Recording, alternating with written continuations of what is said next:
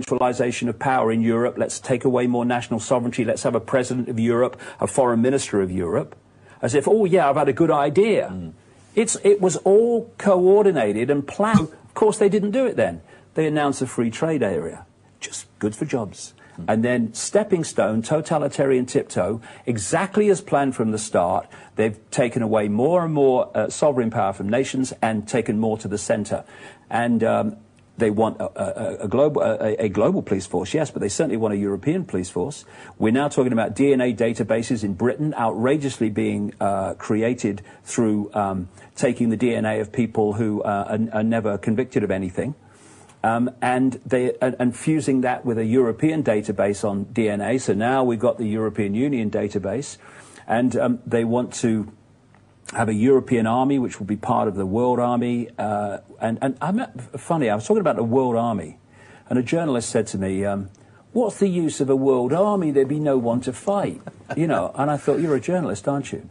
Of course, what the world army is there for is to impose the will of the world government on any nation or group on the planet that doesn't want to accept the diktats of the world government. This is what it's all about. And this surveillance and this constant Orwellian explosion of new laws and impositions, that's not there for the mass of the people, because they know the mass of the people will just go along with it and keep their heads down. All that is for the people who are waking up and are seeing the game and therefore have the power to do something about it, which we do. Now, one of the interesting things that you out there may or may not know about what David's talking about tonight is last weekend there was a secret meeting took place in America in a place called Lake Clear, reported in one small independent newspaper, nowhere else in America. And apparently the heads of the military top brass in the Pentagon, Germany, France, Italy, and apparently they believe Great Britain, that was put in there as apparently because nobody knew for sure, all got together for a secret meeting. Now, what would be the purpose of that? Why a secret meeting of all the top military brass from Europe and America in one place? Could be a rational explanation, something to do with Iraq, for instance, and withdrawal of troops, but I think that's unlikely. Well, when you get to the level of the secret agenda rather than the movie, there's a very logical explanation. When people at these high levels of the military from all over the world get together, it's a simple thing: coordination of policy, coordination of approach, coordination of action. Because through these pyramids, the military is also pyramids within pyramids. I mean, they send the troops out to Iraq and Afghanistan to get blown away, and they're just the fodder. And when they come back, you know, oh, support our troops. Yeah, get our troops out there to get killed and kill people. Oh, that's great. Oh, we've got some troops back, and they've been blown away. They've lost limbs. They've been burned horrifically. What are we going to do with them? Shh. Tell too many people. Hey, yeah. Want a pension? Oh, not sure about that. What compensation? Oh, not sure about that. There's a lot in it, and all the rest of it. So that's the level of the bottom of the pyramid in the military.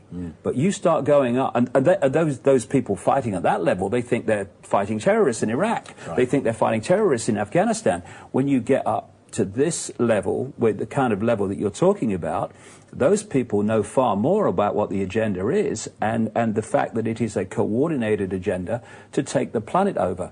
And to do that, if you want a world centrally controlled tyranny, you have to centralize power, and that includes in the military, and that's what these sort of meetings are all about.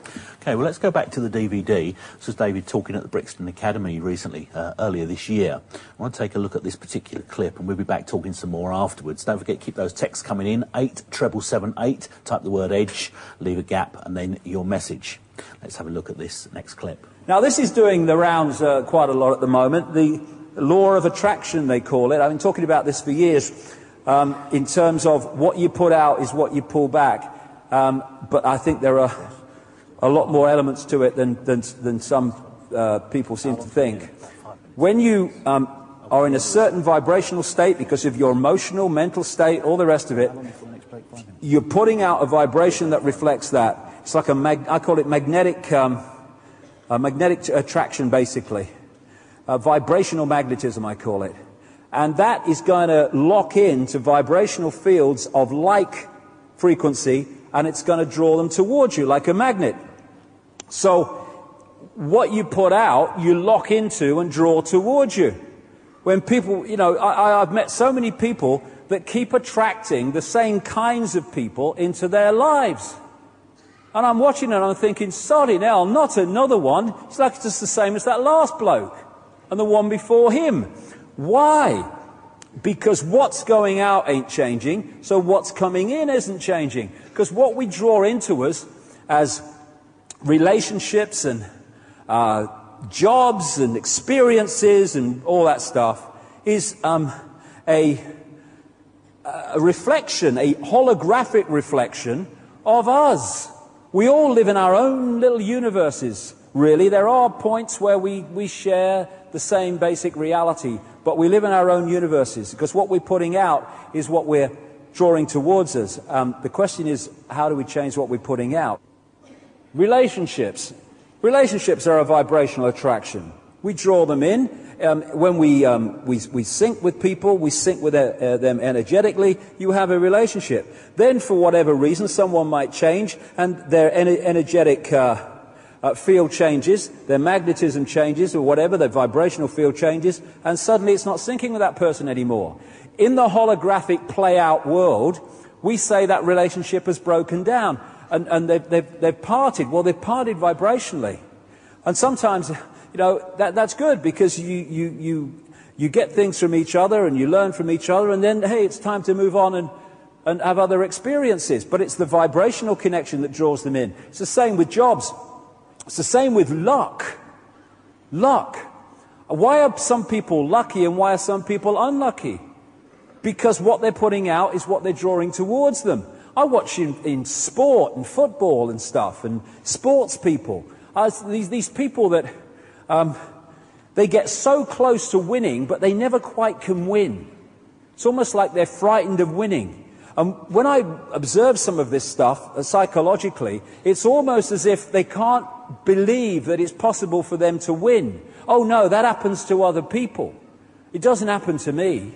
So when you get to that point where you're just about to achieve, somehow in the holographic play-out world, you manifest something that actually stops you winning, even though it seems to be no problem, it's going to happen.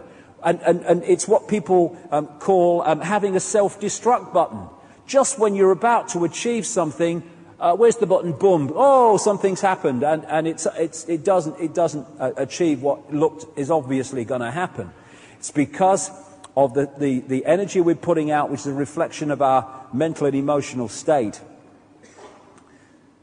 And one real big energetic magnetic attraction of reality is intent, I've found. Intent. An intent. This is what I'm going to achieve. This is what I'm going to do. This is what I want to do. This is what I will do. When that intent goes out, it goes out as a vibrational field, and it draws back towards us all that we need to achieve that intent every time. The thing is, at this point, it breaks down with so many people because what they need to experience to achieve the intent they say they want is not something they'd like to experience. So I'll bugger that for a game of soldiers. I'm not having that. I don't want it that badly. And when we start to transform, things start to change in our energy field. When that happens, things that we were drawing towards us in the old energetic state are not making a vibrational synchronization anymore. And so in the holographic play-out world, relationships break down, or you lose your job, or you move home, or something happens. Your life changes in the play-out world of the projected holographic reality because what's projecting it has changed. And so when we put out an intent, this is what I want to do, I want to expand my mind, I want to open my mind, I want to connect the true magnitude of who I am, there are things that come towards you that you don't often like very much, but it's necessary to break down those structures within us so that that intent can be fulfilled. Well, fulfilling the intent, that's what it's all about, and bringing the power back. How do we do that, David? Well, the thing is, Ross, that you know, there's two ways of looking at a problem. You can try to find a